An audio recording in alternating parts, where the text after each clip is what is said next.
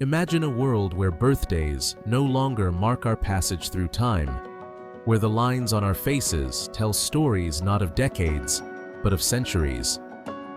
What if the relentless ticking of our biological clock simply stopped? For thousands of years, humans have dreamed of this. From the Epic of Gilgamesh to the legends of the Fountain of Youth, the quest for eternal life has shaped our myths, religions, and philosophies. But now, it's not just a dream. It's a scientific pursuit. Think of the human body as a beautifully engineered, self-replicating machine. Over time, like any machine, it begins to break down. But what if we could understand and reverse that breakdown? At the heart of aging are processes occurring at the cellular and genetic levels. One key factor: telomeres, the protective caps at the ends of our chromosomes. Every time our cells divide, these caps wear down, eventually leading to cellular dysfunction. Then there's DNA damage caused by both environmental stress and the simple wear and tear of living. Over time, this damage adds up, mutations accumulate, and our cells start to lose their ability to function properly. And let's not forget the so-called zombie cells, officially called senescent cells. These are old, damaged cells that refuse to die. Instead, they linger, secreting harmful chemicals that contribute to chronic inflammation and tissue decay. But what if we could stop, or even reverse, these processes? For more deep dives into the questions shaping our tomorrow, follow Hub Chrona, where science meets possibility. Now let's return to the science, where our understanding of cellular aging is unlocking some of the most powerful possibilities of our time. Meet Dr. David Sinclair, a geneticist at Harvard and one of the most prominent figures in longevity science. His information theory of aging proposes that aging is not just damage, but a loss of epigenetic information.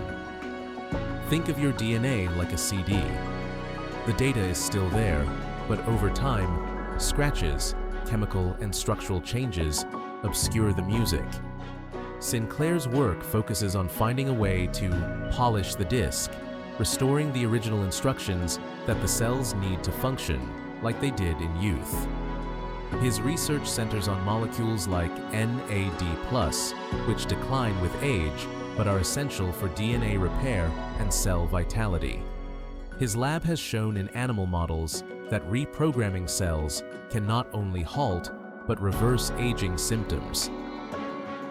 Then there's Dr. Aubrey, a controversial gerontologist and the founder of the SENS Research Foundation. His approach is radically different, but just as ambitious. DeGray views aging as the accumulation of 7 types of biological damage, including cell loss, mitochondrial mutations, and extracellular junk. His plan? Engineer therapies to periodically repair this damage, just like maintaining a car. The goal is not to slow aging, but to undo it. These visions aren't science fiction.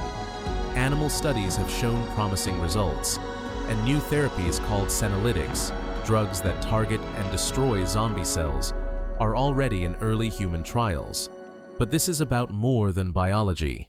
It's about identity, philosophy, and the future of our species. Enter transhumanism, the belief that technology should be used to transcend human limitations, including aging. Visionaries like Kurzweil imagine a future where biotechnology and artificial intelligence merge, allowing us to repair and enhance our bodies at the cellular level, possibly even achieving biological immortality. Max Moore, co-founder of the Extropy Institute, argues that radical life extension is a logical step in human evolution. Death, he claims, is a problem to be solved, not a sacred boundary to be respected. Even the term transhumanism was coined by biologist Julian Huxley, who believed humanity could and should evolve beyond its natural state through deliberate scientific progress. Whether or not you agree, one thing is clear. We are entering an era where age might become optional.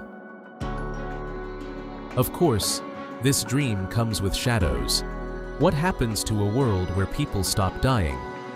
Overpopulation becomes a critical concern. How do we manage food, water, housing, and energy for a population that no longer naturally declines? There's also the risk of social inequality.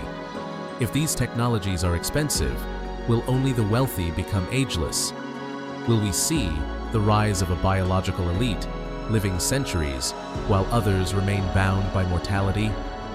Then there's the psychological toll. What does it mean to live for 300 years? Will we feel emotionally adrift, spiritually numb? Will the urgency that gives life meaning slowly fade? And culturally, what happens if no one ever retires or makes room for younger generations? Could an ageless society become stagnant, clinging to the past and resistant to change? Philosopher Nick Bostrom warns of existential risks, technologies so powerful they could threaten our entire species. He includes unwise human enhancement, like poorly governed life extension, among those risks. The more power we have over biology, the more careful we must be. So, what would this ageless future look like? Imagine a world where people live for centuries, mastering skills, exploring the stars, creating art that spans eras, where diseases like Alzheimer's and cancer are relics of a primitive past, where we have the time to truly understand ourselves and each other. But also imagine a world strained by inequality, burdened by overpopulation, and haunted by questions we never had to answer before. What defines a meaningful life if it never ends? Who decides who gets to live forever? The pursuit of an ageless future is one of humanity's most thrilling frontiers. But it's not just about science. It's about values, vision, and responsibility. So, what do you think? Would an ageless world be a utopia or a dystopia? Let us know in the comments below. And if you're fascinated by the future of humanity, hit that like button and subscribe. We've only just begun to explore what's possible. Thanks for watching, and for being curious about the future with us here at Hub Chrona.